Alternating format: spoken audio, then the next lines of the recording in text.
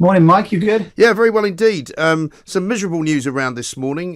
We're still trying to sort of, forage our way through the various NHS stories and the COVID stories, but it does appear as though the pingdemic has come somewhat over, if not under control. Yeah, I think so, Mike. I've been up in the Midlands last couple of days. Kind of left Wales and gone up there, They let you and out now, do they?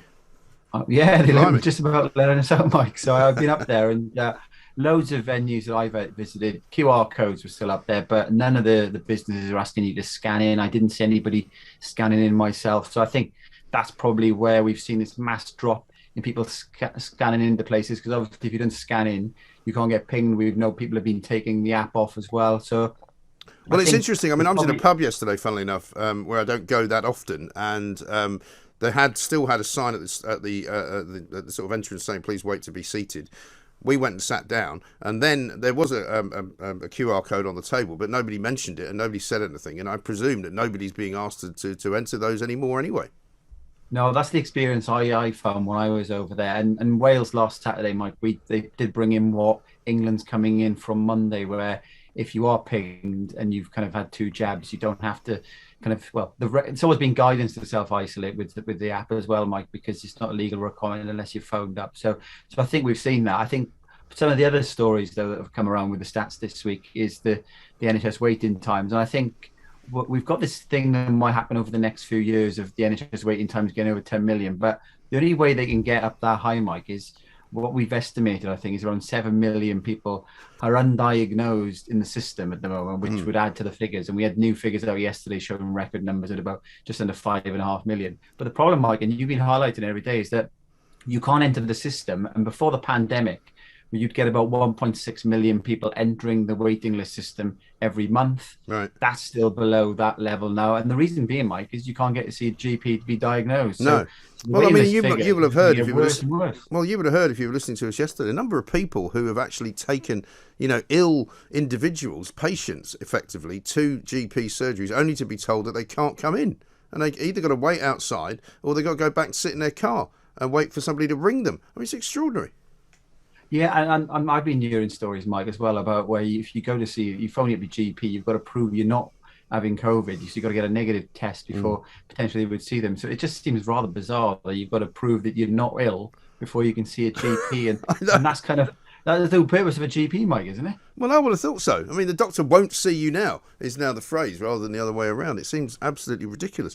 But in terms of people checking in with this NHS app, I mean, at some point or other, surely the government are just going to have to abandon it all, aren't they? Because to say that 1.7 million times it was used last week, I mean, I'm still shaking my head wondering why are people still using it 1.7 million times, but down from 6.7 million 2 weeks before. So clearly most people, or most sensible people, have gone, I'm just not doing it anymore.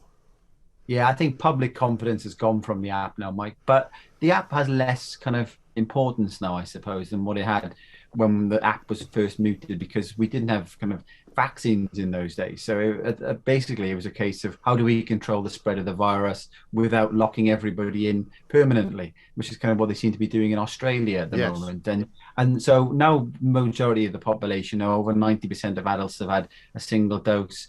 We've hit a good milestone of 3/4 of them having two doses of the vaccine now. So the purpose of the app is less relevant. And some of the things that have come out, because it's a moving feast, the evidence around COVID all the time, Mike, is that we found out last week from Public Health England that they're now saying that the Indian Delta variant, that even if you've had two doses of a vaccine and you catch COVID, the viral load and the spread might be the same as if you haven't had a vaccine, which kind of throws the whole vaccine passport policy up in the air. So I think that, the vaccination's there to protect yourself. Mm. You've got basically this rollout now that's gone on. So I think the role of the app's definitely come down. The public confidence in the app isn't there. And Mike, to be frank, the app only works if everybody's taking part, really. Well, Because that's if you've why. got a certain part of the population doing it, what's the point? Well, that's why it's never really worked, has it? I mean, it's never really been able to be called a success at anything, really. No, Mike, it's just another one of those failures that we've seen. And just in terms of the numbers on COVID at the moment, the good news is they're relatively low. We know the vaccine has reduced the number of hospitalizations and deaths. You've probably seen cases have gone up slightly in the last week, but nothing alarming. I think we're probably at that point of the pandemic now, Mike, which is, I think some people have been calling to stop the government publishing the figures every day, because we're going to see figures every single day. Maybe we just have 20,000 cases continue and continue and continue. And I think we've reached that point in the pandemic, Mike, where we're going to have to learn to live with the virus. And COVID deaths are still a relatively low number Yes. when you compare to all deaths in the country. And I think, to be honest, I mean, I would say the media plays a role in this as well. I mean, the Telegraph has more or less stopped putting figures on the front page now because there's more important stuff to talk about. But yet, the TV companies are still pumping out this nonsense, saying, you know, well, there's so many dead here, there's so many cases, so many vaccinations. I mean, you know, we don't need to know that. If you want to look it up, go look it up. It doesn't need to be announced like it's some kind of, you know, breaking news every single 5 minutes. And I think that's part of the problem now, Mike. It's become kind of this thing every single day. How many people have died from COVID or died having a positive test with COVID? And we still know it, and it's been like this for several months, Mike, that more people are dying from pneumonia and flu, that more people are dying from cancer. And I think it just keeps that fear going on. We're going to continue to see cases now, Mike. The country's unlocked. We haven't seen this rapid rise of all these doom kind of predictions of it in 100,000 cases per day. Great news with regards to all of that. We're just going to learn to live with it now, Mike. Good news, the pingdemic's coming down. I think I've been seeing, when I was up in Birmingham, I had people on the street, Mike, trying to give me free lateral flow tests away. So they're paying kind of people to actually give tests away. You know, I'd rather my money, your taxpayers' money, is being spent on getting the NHS back and getting the GPs opening rather than Well, I paying mean, people I to think sit you're around and absolutely give me right. free tests. There are dozens, probably thousands of people who need to be seen by a doctor, who need to get some treatment. I mean, so many people are now having to go private. And amazingly, as soon as you mentioned the word private, oh, that's fine. That's not a problem. Everybody can be treated then. You know, you do wonder what's going on. No, Mike, bang on there. I think the problem we're going to have is over the next few years, we might start seeing excess death because of this. You know, 7 million people aren't all going to get treated by the NHS. They haven't got the capacity to do that. They haven't got the staff to kind of fix this backlog that all of this kind of lockdowns has caused.